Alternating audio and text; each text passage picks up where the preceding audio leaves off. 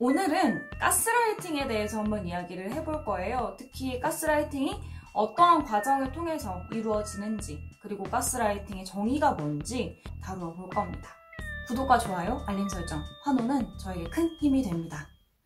제가 가스라이팅에 대해서 지금까지 다루지 않았던 이유는 이 용어 자체가 어떤 정치적인 색깔이나 아니면 젠더 갈등의 한 꼭지로 다루어져 있기 때문이에요.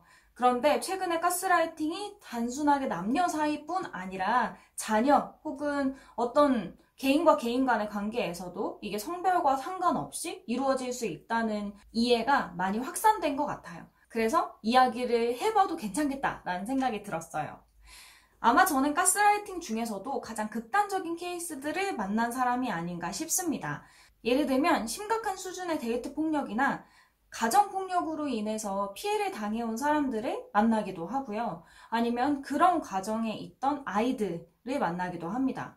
아니면 다양한 학대 혹은 정신적인 학대 이런 걸로 인해서 사고를 치고 결국에는 범죄로 인해서 경찰서에 들어온 학생들을 만나기도 하죠. 그래서 가스라이팅에 대해서 조금 더 신랄한 그리고 살아있는 예시들을 보여드릴 수 있을 것 같아요. 오늘은 가스라이팅의 7단계에 대해서 이야기를 나눠보려고 합니다. 물론 이 단계는 모든 사람에게 동일하게 나타나는 건 아니에요. 이 단계가 왔다 갔다 하기도 하고 어떤 단계는 쉽게 스킵되기도 합니다. 하지만 대체적으로 이러한 특징들을 보이긴 해요. 그래서 참고하시면 좋을 것 같습니다. 우선 가스라이팅이 뭐냐, 많은 사람들이 이제 막 이슈가 되니까 가스라이팅이다 아니다 이런 얘기들 많죠. 과연 내가 한 행동들은 가스라이팅이었나? 이런 생각들도 많이 하시고요. 그래서 가스라이팅의 정의부터 한번 살펴보면, 가스라이팅은 1938년 영국에서 공연된 연극 가스등이라는 이 연극에서 유래된 말이에요. 영화로도 각색이 됐던 이 연극은 아내의 재산을 노리고 결혼을 한 남편이 온갖 속임수 그리고 거짓말로 멀쩡한 아내를 정신병자로 만드는 과정을 담고 있습니다. 남편은 집안에 가스등을 일부러 희미하게 켜놓고 아내가 어둡다고 할 때마다 당신이 잘못 본 거야. 왜 엉뚱한 소리를 자꾸 해? 라고 하면서 멀쩡한 아내가 이상하게 이제 변해가도록 만들어요. 그리고 계속 핀잔해주고 또 주변 환경과 소리까지 교묘하게 조작을 해서 현실감을 점점 잃도록 만들어요. 그러면서 진짜 내가 보고 들은 게 실제로 존재하는 게 아닌가? 라고 생각하게 되며 자기 자신을 의심하도록 만들게 되거든요. 그러면서 정확한 정보를 주는 것 같은 이 남편, 그러니까 가해자에게 점점 의지를 하도록 만드는 이러한 현상을 가스라이팅, 가스등 효과라고 부릅니다. 자, 그러면 가스라이팅이 어떠한 단계로 이루어지는지 살펴보죠. 일단 가스라이팅은 거짓말과 과장으로 이루어집니다.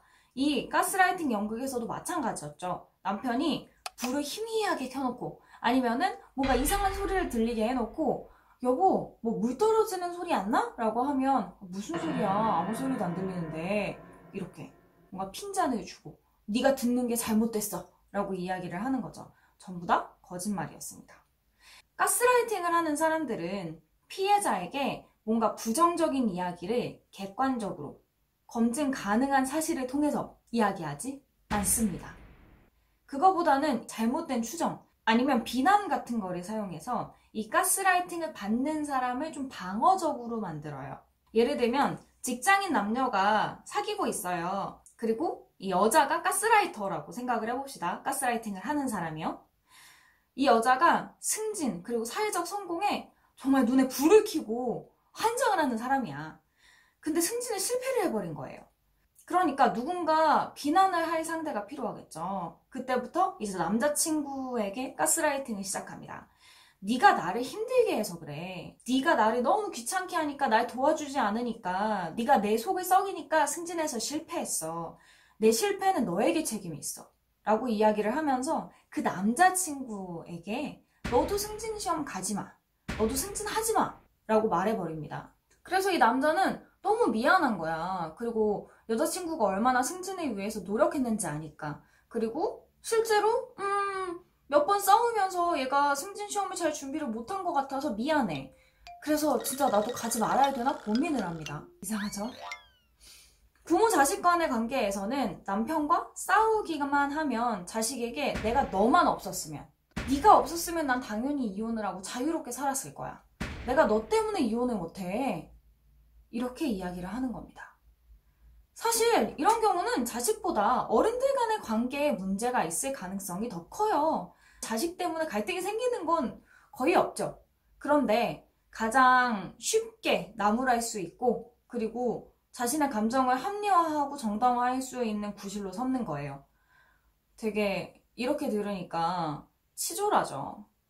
그리고 이런 얘기를 들으면, 아니 그런 거를 믿는 사람이 어딨어? 특히 이 승진 시험 관련해서, 아니 굳이 남자가 왜 승진 시험을 가면 안 돼? 그리고 저렇게 이야기하는 게 상식적이라고 생각하나? 의아하죠. 그런데 이런 일은 비일비재하게 일어납니다. 자, 두 번째는 반복이에요, 반복. 그러니까 이 사람들이 상식적으로, 우리가 일반적으로 생각하듯이 왜 승진시험을 가지 않지? 당연히 승진시험에 떨어진 건 그 여자의 책임이잖아 라고 생각하지 못하도록 만드는 하나의 트릭입니다.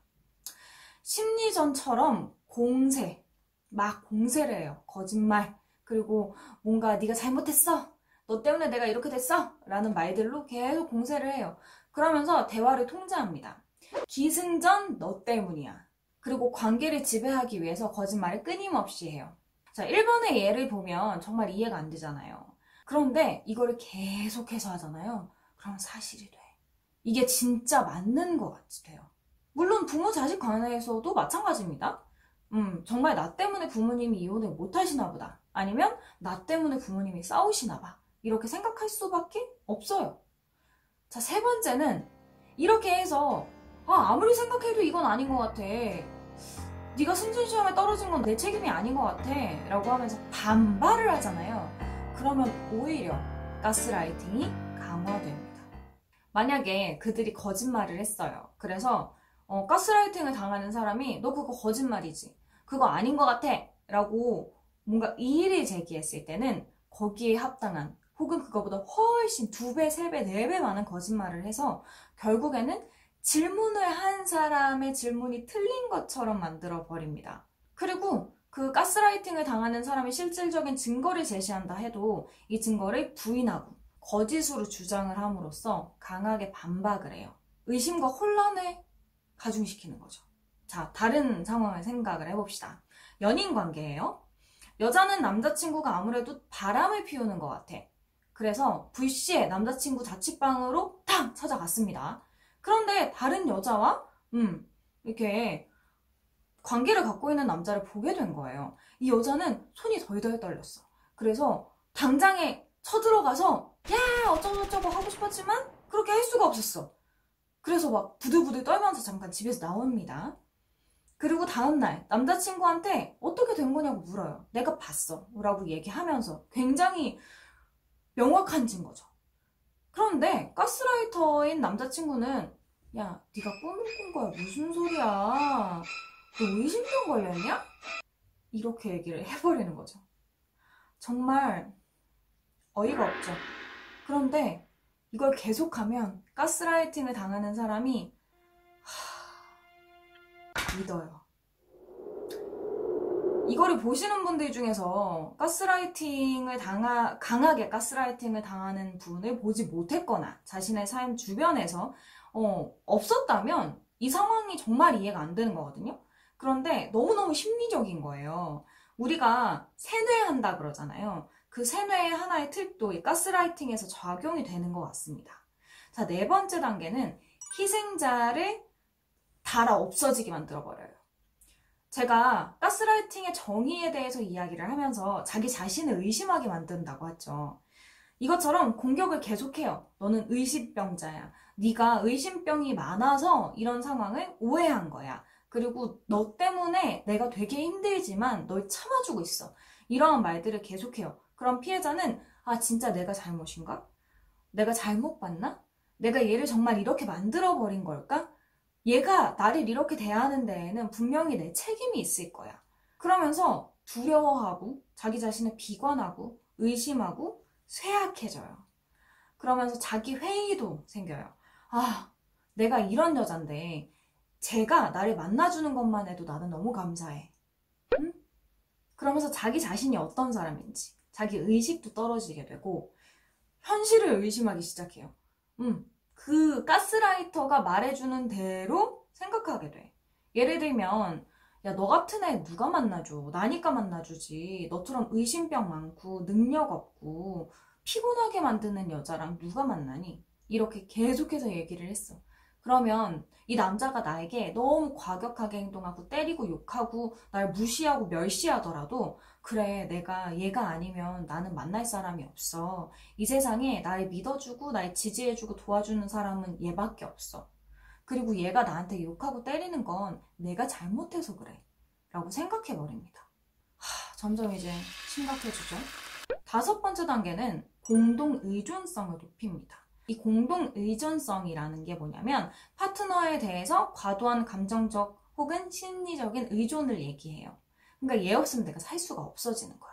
이런 가스라이팅의 관계에서는 가스라이터가, 그러니까 가스라이팅을 하는 사람이 피해자의 불안과 우울, 두려움 이런 것들을 계속 자극시켜요. 그러면서 가스라이팅을 더 견고하게 만드는 거죠. 그래서 가스라이팅을 하는 사람들은 수락, 승인, 의존, 그리고 안전, 보안 이런 거에 대해 주도권을 딱 가질 수밖에 없어요. 왜냐면 가스라이팅을 당하는 사람이 나 자신도 믿을 수 없는 상황이 돼버리거든요. 그럼 믿을 수 있는 사람이 가스라이팅을 하는 저 사람밖에 없어. 엄청 아이러니하죠.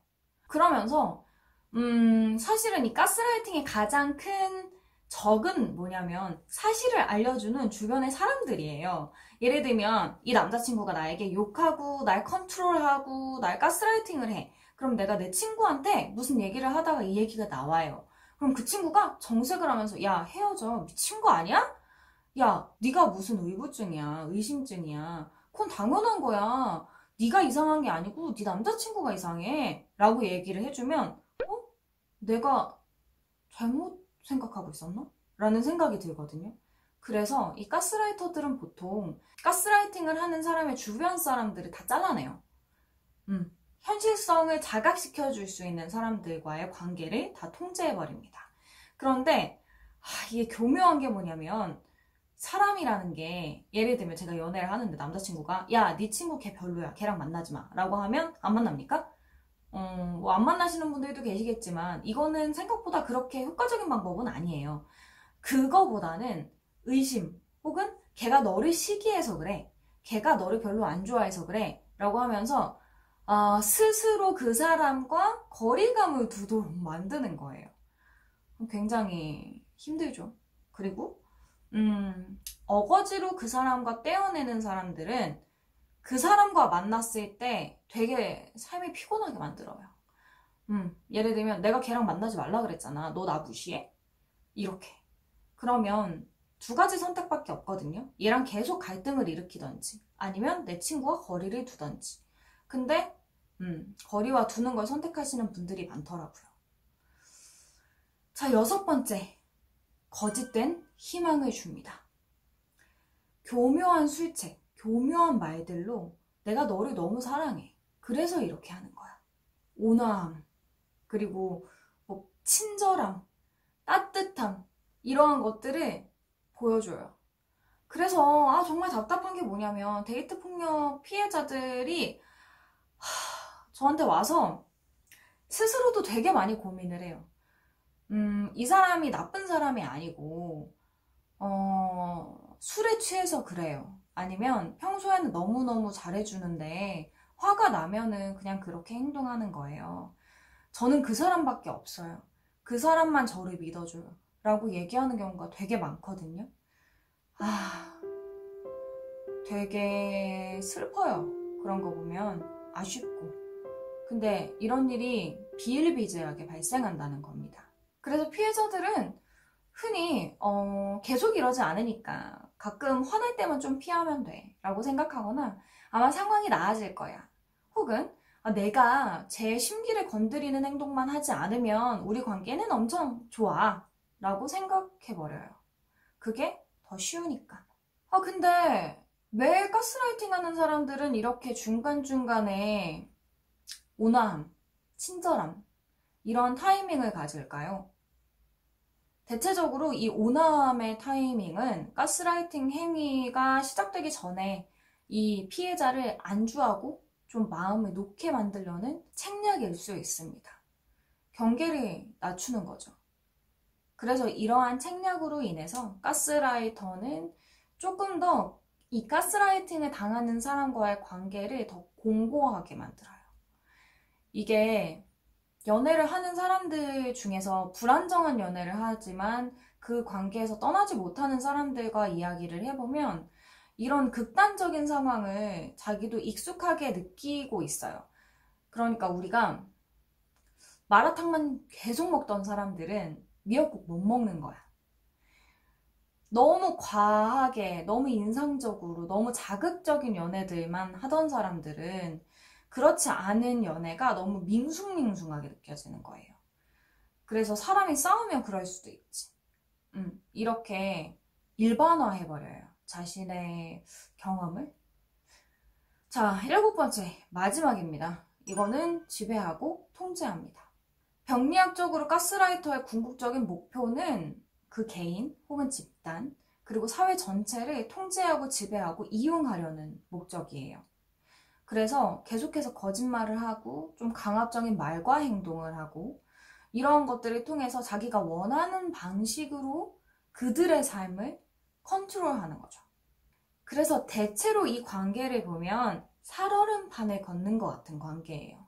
아주 안정적인 관계라기보다는 내가 조금만 잘못하면, 내가 조금만 저 사람의 심기를 거스르면 바로 화가 확 미치는 거야.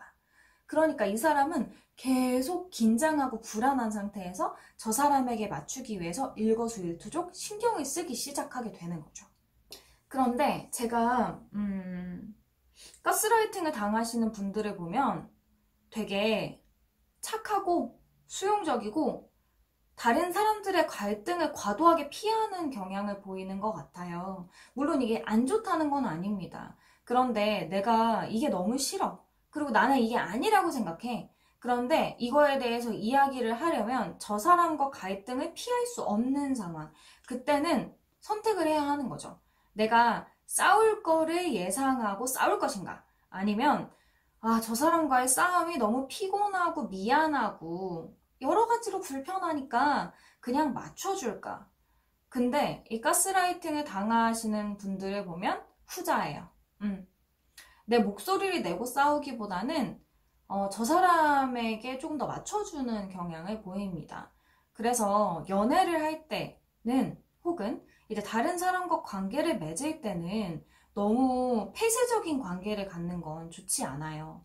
그리고 내가 생각했을 때 이게 아니다 싶으면 꼭 자신의 목소리를 내고 표현을 하고 그 갈등을 대화로서 조정을 해가는 과정을 겪어야 한다고 생각이 들어요.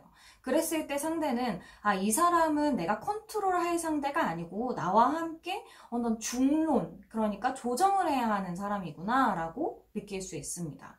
호락호락하지 않다, 쉽지 않다, 무조건 나에게 맞춰주는 사람은 아니구나 라는 생각을 줄 수 있죠. 그래서 저는 연애를 할 때 이런 사람 피하세요 라고 이야기했던 그 영상에서도 마찬가지긴 하지만 이 영상에서는 나를 갉아먹는 사람, 나를 지워버리는 사람, 내가 어떤 사람인지 잘 느낄 수 없게 하는 사람, 궁극적으로 관계를 하면서 내가 나를 싫어하게 만드는 사람이랑은 저는 연애하지 말라고 얘기하고 싶어요. 연애를 한다는 건 결국에 서로가 서로를 아끼고 사랑해주는 거거든요. 그랬을 때 내가 어떤 사람을 되게 사랑하고 아껴요. 그럼 그 사람이 자기 자신을 미워하거나 증오하거나 더 싫어질 수 있을까요? 그거는 말이 안 맞는 거야. 그거는 가능하지가 않아요. 그거보다는 내가 정말 아끼고 사랑해준다면 그 사람은 자기 자신에 대해서 처음에는 부정적인 감정이 컸다 하더라도 저 사람이 나를 이 정도로 사랑해주면 나는 이만큼의 사랑을 받을 수 있는 사람이구나를 느끼겠지. 그런 사랑을 하고 그런 사랑을 받아야 돼요. 그러니까 연애를 하면서 내가 나에 대한 평가가 어떻게 변하는지 시시각각 관찰을 하는 게 중요하다고 생각이 듭니다. 그랬을 때 나에 대한 평가가 점점점 부정적이어져? 그럼 그 사람은 좋은 사람이 아닌 거예요. 오케이? 자, 가스라이팅 당하지 마세요. 나한테 욕하는 사람 절대 좋은 사람 아니에요. 나를 때리는 사람은 더더욱 날 존중하는 사람이 아니죠. 서로 존중하고 아껴주고 사랑할 수 있는 사람과 연애를 하시기 바랍니다. 네, 오늘 영상은 여기까지였고요. 구독과 좋아요, 알림 설정, 환호는 저에게 큰 도움이 됩니다. 다음 영상에서 만나요. 안녕!